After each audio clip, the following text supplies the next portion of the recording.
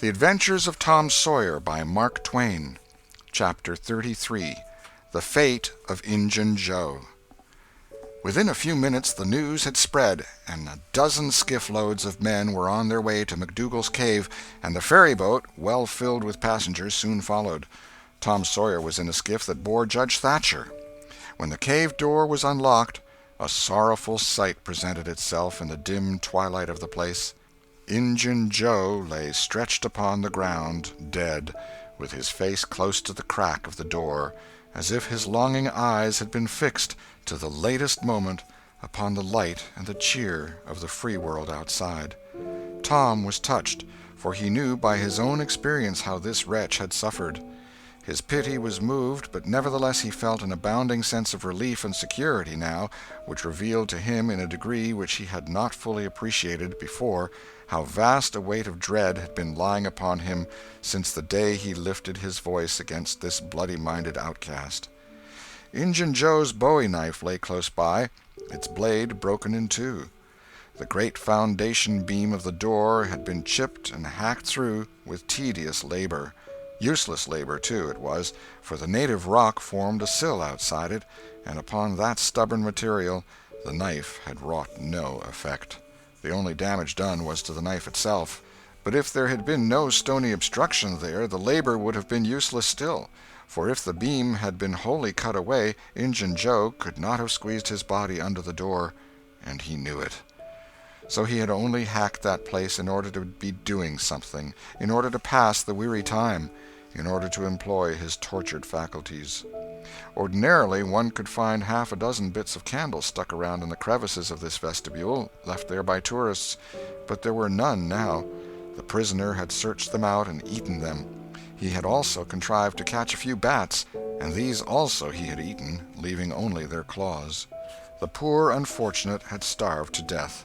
In one place near at hand a stalagmite had been slowly growing up from the ground for ages, builded by the water drip from a stalactite overhead. The captive had broken off the stalagmite, and upon the stump had placed a stone, wherein he had scooped a shallow hollow to catch the precious drop that fell once in every 3 minutes, with the dreary regularity of a clock-tick, a dessert-spoonful once in 24 hours. That drop was falling when the pyramids were new, when Troy fell, when the foundations of Rome were laid, when Christ was crucified, when the Conqueror created the British Empire, when Columbus sailed, when the massacre at Lexington was news. It is falling now. It will still be falling when all these things shall have sunk down the afternoon of history and the twilight of tradition, and been swallowed up in the thick night of oblivion. Has everything a purpose and a mission? Did this drop fall patiently during 5,000 years to be ready for this flitting human insect's need? And has it another important object to accomplish 10,000 years to come? No matter. It is many and many a year since the hapless half-breed scooped out the stone to catch the priceless drops, but to this day the tourist stares longest at that pathetic stone and that slow-dropping water when he comes to see the wonders of McDougal's cave. Injun Joe's cup stands first in the list of the cavern's marvels. Even Aladdin's palace cannot rival it. Injun Joe was buried near the mouth of the cave, and people flocked there in boats and wagons from the towns and from all the farms and hamlets for 7 miles around. They brought their children and all sorts of provisions, and confessed that they had had almost as satisfactory a time at the funeral as they could have had at the hanging. This funeral stopped the further growth of one thing, the petition to the governor for Injun Joe's pardon. The petition had been largely signed, many tearful and eloquent meetings had been held, and a committee of sappy women been appointed to go in deep mourning and wail around the governor, and implore him to be a merciful ass and trample his duty underfoot. Injun Joe was believed to have killed 5 citizens of the village, but what of that? If he had been Satan himself, there would have been plenty of weaklings ready to scribble their names to a pardon petition and drip a tear on it from their permanently impaired and leaky waterworks. The morning after the funeral, Tom took Huck to a private place to have an important talk. Huck had learned all about Tom's adventure from the Welshman and the widow Douglas by this time, but Tom said he reckoned there was one thing they had not told him. That thing was what he wanted to talk about now. Huck's face saddened. He said, "I know what it is. You got into number 2 and never found anything but whiskey. Nobody told me it was you, but I just knowed it must have been you soon as I heard 'bout that whiskey business. And I knowed you hadn't got the money because you'd have got at me some way or other and told me even if you was mum to everybody else. Tom, something's always told me we'd never get hold of that swag." "Why, Huck, I never told on that tavern keeper. You know his tavern was all right the Saturday I went to the picnic. Don't you remember you was to watch there that night?" "Oh, yes. Why, it seems 'bout a year ago. It was that very night that I followed Injun Joe to the Widder's." "You followed him?" "Yes, but you keep mum. I reckon Injun Joe's left friends behind him, and I don't want them soring on me and doing me mean tricks. If it hadn't been for me, he'd be down in Texas now, all right." Then Huck told his entire adventure in confidence to Tom, who had only heard of the Welshman's part of it before. "Well," said Huck, presently, coming back to the main question, "whoever nipped the whiskey in number 2 nipped the money, too, I reckon. Anyway, it's a goner for us, Tom." "Huck, that money wasn't ever in number 2. "What?" Huck searched his comrade's face keenly. "Tom, have you got on the track of that money again?" "Huck, it's in the cave." Huck's eyes blazed. "Say it again, Tom." "The money's in the cave." "Tom, honest Injun now, is it fun or earnest?" "Earnest, Huck, just as earnest as ever I was in my life. Will you go in there with me and help me get it out?" "I bet I will. I will if it's where we can blaze our way to it and not get lost." "Huck, we can do that without the least little bit of trouble in the world." "Good as wheat. What makes you think the money's—" "Huck, you just wait till we get in there. If we don't find it, I'll agree to give you my drum and everything I've got in the world. I will, by jings." "All right, it's a whiz. When do you say?" "Right now, if you say it. Are you strong enough?" "Is it far in the cave? I've been on my pins a little 3-4 days now, but I can't walk more'n a mile, Tom. Least I don't think I could." "It's about 5 mile into there the way anybody but me would go, Huck. But there's a mighty short cut that they don't anybody but me know about. Huck, I'll take you right to it in a skiff. I'll float the skiff down there, and I'll pull it back again all by myself. You needn't ever turn your hand over." "Let's start right off, Tom." "All right.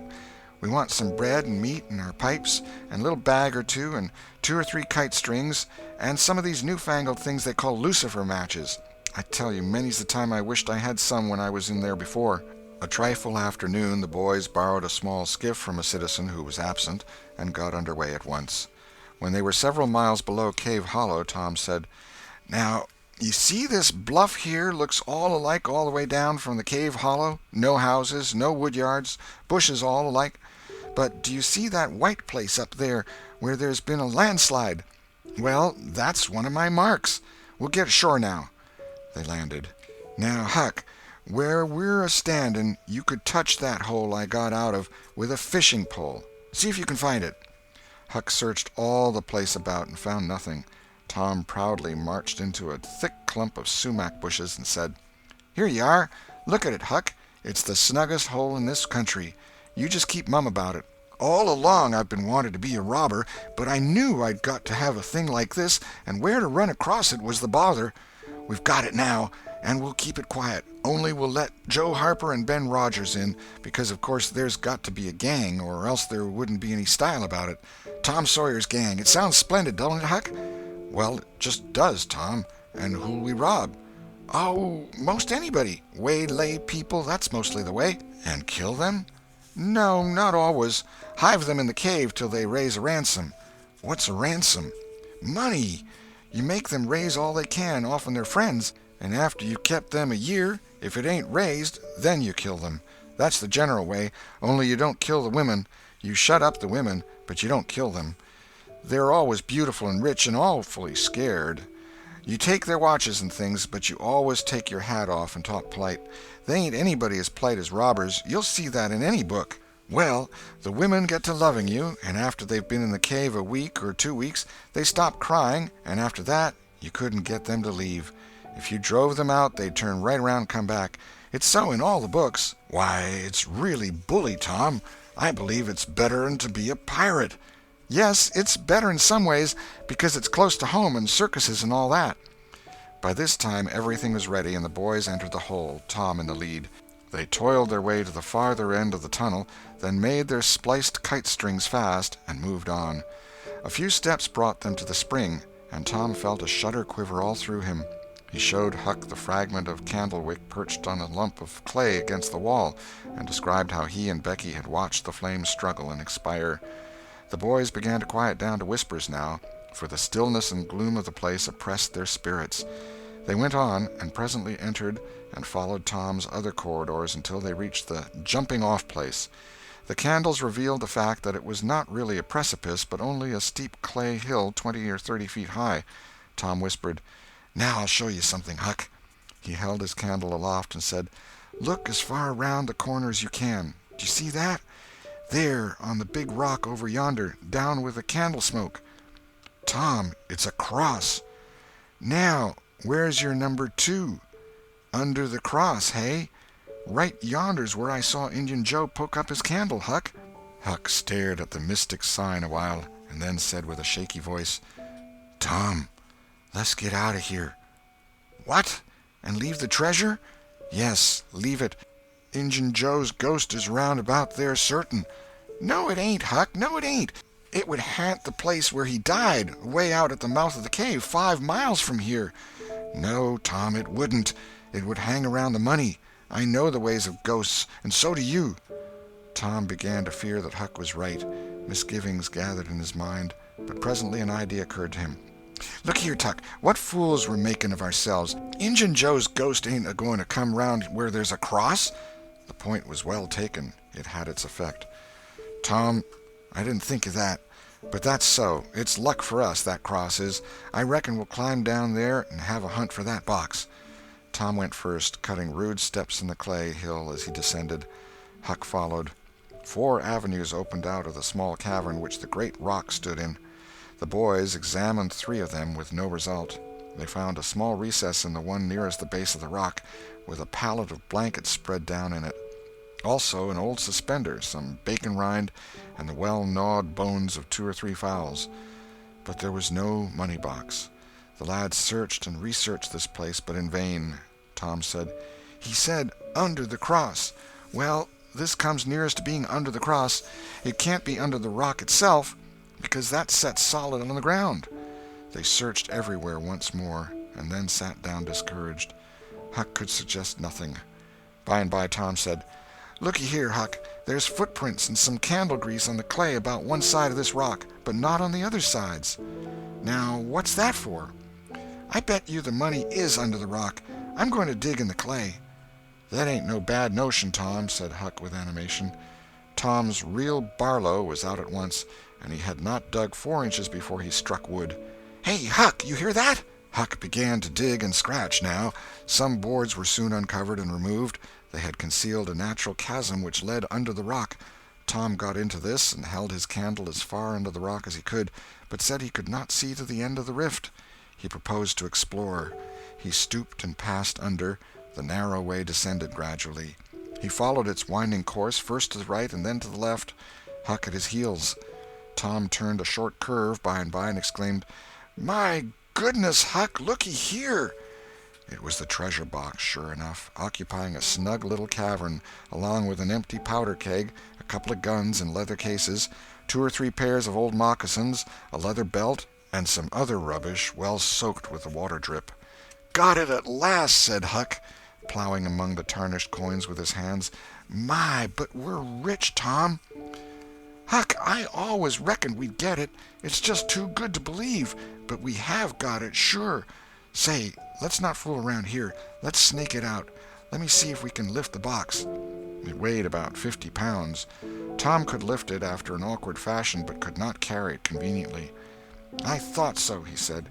"They carried it like it was heavy, that day at the haunted house. I noticed that. I reckon I was right to think of fetching the little bags along." The money was soon in the bags, and the boys took it up to the cross rock. "Now let's fetch the guns and things," said Huck. "No, Huck, leave them there. They're just the tricks to have when you go to robbing. We'll keep them there all the time, and we'll hold our orgies there, too. It's an awful snug place for orgies." "What's orgies?" "I don't know, but robbers always have orgies, and of course we've got to have them, too. Come along, Huck. We've been in here a long time. It's getting late, I reckon. I'm hungry, too. We'll eat and smoke when we get to the skiff." They presently emerged into the clump of sumac bushes, looked warily about, found the coast clear, and were soon lunching and smoking in the skiff. As the sun dipped toward the horizon, they pushed out and got under way. Tom skimmed up the shore through the long twilight, chatting cheerily with Huck, and landed shortly after dark. "Now, Huck," said Tom, "we'll hide the money in the loft of the widow's woodshed, and I'll come up in the morning and we'll count it and divide it, and then we'll hunt up a place out in the woods for it where it will be safe. Just you lay quiet here and watch the stuff till I run up and hook Benny Taylor's little wagon. I won't be gone a minute." He disappeared, and presently returned with the wagon, put the 2 small sacks into it, threw some old rags on top of them, and started off, dragging his cargo behind him. When the boys reached the Welshman's house, they stopped to rest. Just as they were about to move on, the Welshman stepped out and said, "Hello, who's that?" "Huck and Tom Sawyer." "Good. Come along with me, boys. You are keeping everybody waiting. Here, hurry up, trot ahead. I'll haul the wagon for you. Why, it's not as light as it might be. Got bricks in it? Or old metal?" "Old metal," said Tom. "I judge so. The boys in this town will take more trouble and fool away more time hunting up 6 bits worth of old iron to sell to the foundry than they would to make twice the money at regular work. But that's human nature. Hurry along, hurry along." The boys wanted to know what the hurry was about. "Never mind, you'll see when we get to the Widow Douglas's," Huck said with some apprehension, for he was long used to being falsely accused. "Mr. Jones, we haven't been doing nothing." The Welshman laughed. "Well, I don't know, Huck, my boy. I don't know about that. Ain't you and the widow good friends?" "Yes. Well, she's been good friends to me, anyways." "All right, then. What do you want to be afraid for?" This question was not entirely answered in Huck's slow mind before he found himself pushed, along with Tom, into Mrs. Douglas's drawing-room. Mr. Jones left the wagon near the door and followed. The place was grandly lighted, and everybody that was of any consequence in the village was there. The Thatchers were there, the Harpers, the Rogerses, Aunt Polly, Sid, Mary, the minister, the editor, and a great many more, and all dressed in their best. The widow received the boys as heartily as any one could well receive 2 such-looking beings. They were covered with clay and candle-grease. Aunt Polly blushed crimson with humiliation, and frowned and shook her head at Tom. Nobody suffered half as much as the 2 boys did, however. Mr. Jones said, "Tom wasn't at home yet, so I gave him up, but I stumbled on him and Huck right at my door, and so I just brought them along in a hurry." "And you did just right," said the widow. "Come with me, boys." She took them to a bedchamber and said, "Now, wash and dress yourselves. Here are 2 new suits of clothes, shirts, socks, everything complete. They're Huck's. No thanks, Huck. Mr. Jones bought one and I the other, but they'll fit both of you. Get into them. We'll wait. Come down when you are slicked up enough." Then she left. End of Chapter 33. Chapter 34. Floods of Gold. Huck said, "Tom, we can slope if we can find a rope. The window ain't high from the ground." "Shucks, what do you want to slope for?" "Well, I ain't used to that kind of crowd. I can't stand it. I ain't going down there, Tom." "Oh, bother, it ain't anything. I don't mind it a bit. I'll take care of you." Sid appeared. "Tom," said he, "Auntie has been waiting for you all the afternoon. Mary got your Sunday clothes ready, and everybody's been fretting about you. Say, ain't this grease and clay on your clothes? Now, Mr. Siddy, you just tend to your own business. What's all this blowout about, anyway?" "It's one of the widow's parties that she's always having. This time it's for the Welshman and his sons, on account of that scrape they helped her out of the other night. And say, I can tell you something, if you want to know." "Well, what?" "Why, old Mr. Jones is going to try to spring something on the people here tonight, but I overheard him tell Auntie today about it, as a secret, but I reckon it's not much of a secret now. Everybody knows, the widder too, for all she tries to let on she don't. Mr. Jones was bound Huck should be here, couldn't get along with his grand secret without Huck, you know." "Secret about what, Sid?" "About Huck tracking the robbers to the widow's.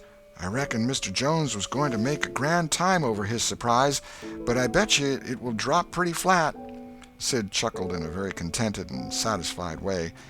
"Sid, was it you that told?" "Oh, never mind who it was. Somebody told, that's enough. Sid, there's only one person in this town mean enough to do that, and that's you. If you'd been in Huck's place, you'd have sneaked down the hill and never told anybody on the robbers. You can't do any but mean things, and you can't bear to see anybody praised for doing good ones. There, no thanks, as the widow says," and Tom cuffed Sid's ears and helped him to the door with several kicks. "Now go and tell Auntie if you dare, and tomorrow you'll catch it." Some minutes later the widow's guests were at the supper table, and a dozen children were propped up at little side tables in the same room, after the fashion of that country and that day. At the proper time Mr. Jones made his little speech, in which he thanked the widow for the honor she was doing himself and his sons, but said that there was another person whose modesty, and so forth and so on. He sprung his secret about Huck's share in the adventure in the finest dramatic manner he was master of, but the surprise it occasioned was largely counterfeit, and not as clamorous and effusive as it might have been under happier circumstances.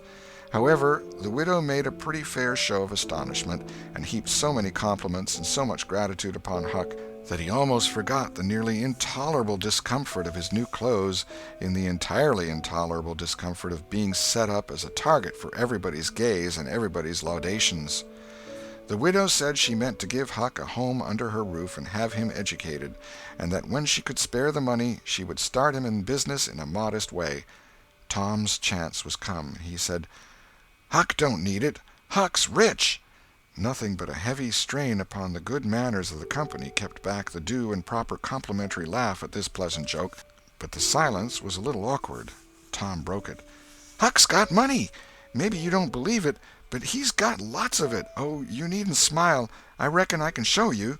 You just wait a minute." Tom ran out of doors. The company looked at each other with a perplexed interest, and inquiringly at Huck, who was tongue-tied.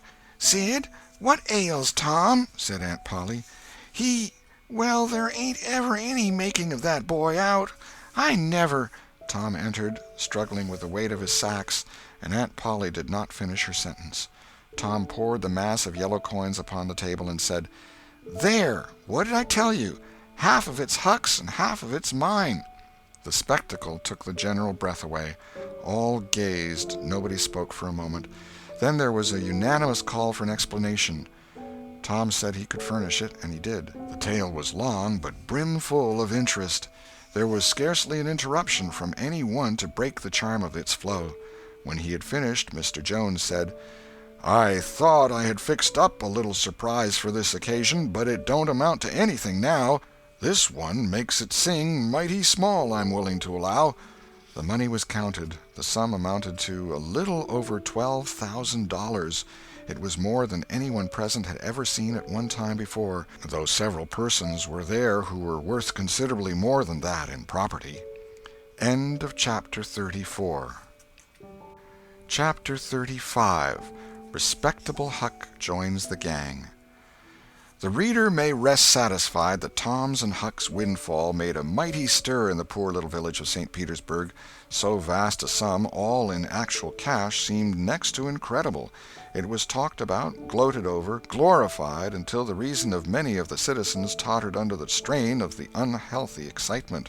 Every haunted house in St. Petersburg and the neighboring villages was dissected plank by plank, and its foundations dug up and ransacked for hidden treasure, and not by boys, but men, pretty grave, unromantic men, too, some of them. Wherever Tom and Huck appeared, they were courted, admired, stared at. The boys were not able to remember that their remarks had possessed weight before, but now their sayings were treasured and repeated. Everything they did seemed somehow to be regarded as remarkable. They had evidently lost the power of doing and saying commonplace things. Moreover, their past history was raked up and discovered to bear marks of conspicuous originality. The village paper published biographical sketches of the boys. The widow Douglas put Huck's money out at 6%, and Judge Thatcher did the same with Tom's at Aunt Polly's request. Each lad had an income now that was simply prodigious, $1 for every weekday in the year and half of the Sundays. It was just what the minister got. No, it was what he was promised. He generally couldn't collect it. $1.25 a week would board, lodge, and school a boy in those old simple days, and clothe him and wash him, too, for that matter. Judge Thatcher had conceived a great opinion of Tom. He said that no commonplace boy would ever have got his daughter out of the cave. When Becky told her father, in strict confidence, how Tom had taken her whipping at school, the judge was visibly moved. And when she pleaded grace for the mighty lie which Tom had told in order to shift that whipping from her shoulders to his own, the judge said with a fine outburst that it was a noble, a generous, a magnanimous lie, a lie that was worthy to hold up its head and march down through history breast to breast with George Washington's lauded truth about the hatchet. Becky thought her father had never looked so tall and so superb as when he walked the floor and stamped his foot and said that. She went straight off and told Tom about it. Judge Thatcher hoped to see Tom a great lawyer or a great soldier some day. He said he meant to look to it that Tom should be admitted to the National Military Academy and afterward trained in the best law school in the country, in order that he might be ready for either career or both. Huck Finn's wealth and the fact that he was now under the Widow Douglas's protection introduced him into society. No, dragged him into it, hurled him into it, and his sufferings were almost more than he could bear.